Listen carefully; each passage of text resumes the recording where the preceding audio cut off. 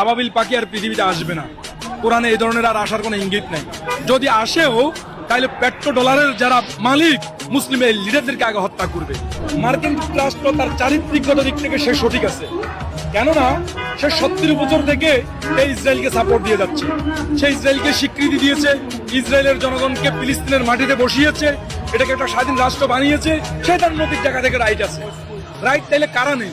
Right নেই আমরা মুসলমানেরা, রাইট নেই তুরস্ক, পাকিস্তান, কাতার, সৌদি আরব এবং আরব আমিরাতের লিডাররা।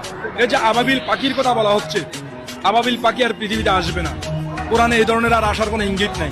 যদি আসেও তাহলে পেট্রো ডলারের যারা মালিক মুসলিম এই লিডারদেরকে আগে হত্যা করবে। কেননা আমরা শিয়া সুন্নির নামে বিভেদ চড়াচ্ছি, আমরা বুকে না কোমরে হাত দিব সেটা নিয়ে আমরা দ্বন্দ্ব চড়াচ্ছি। অথচ আমাদের যে নৈতিক দায়িত্ব, আপনি একবার দেখুন পাকিস্তান পারমাণবিক অস্ত্র সজ্জিত। পাকিস্তান যদি একবার বলে আমি আমার কয়েক হাজার সৈন্য আমি ফিলিস্তিনে পাঠাচ্ছি, সৌদি আরব পেট্রো ডলারের মালিক, সে যদি একবার তেল অবরোধ দেয়, এরপর সে যদি বলে আমি আমার সৈন্য পাঠাচ্ছি, কাতার তো কিছুটা করে যাচ্ছে। তুরস্ক, আমরা এরদোগান সাহেবকে আমাদের অলিখিতভাবে একজন খলিফা বলে থাকি। উনি তো ভাই অনেক আগে ইসরায়েলকে স্বীকৃতি দিয়ে বসে আছেন, উনার পূর্বসূরীরা। উনি একবার বলুক আমি 5000 সৈন্য পাঠাচ্ছি। কাতারকে যখন সৌদি আরব অবরোধ দিয়েছে তখন উনি যে কাজটা করেছেন এই কাজটা গাদার বেলায় করুক। আরব আমিরাত, আপনি খেয়াল করুন, যখন কাশ্মীরে গণহত্যা চলছে, যখন ভারতে মানুষ হত্যা চলছে, তখন মোদী সাহেবকে আরব আমিরাত পুরস্কৃত করেছে। আরব আমিরাতের কাজ কি?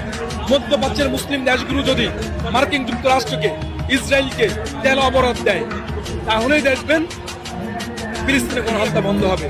আপনি অহেতুক মার্কিন যুক্তরাষ্ট্রের অস্ত্র ব্যবহার করবেন, মোবাইল ব্যবহার করবেন, এরপরে তার কয়েকটা শুধু পণ্য অ্যাভয়েড করবেন, এরপরে আপনি তাকে পরাজিত করার স্বপ্ন দেখবেন।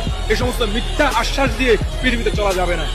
যদি তাদেরকে পরাজিত করতে হয়, আমি আবার বলছি, এই যে শাহবাগী মিছিল হচ্ছে, কোনো কাজ হবে না।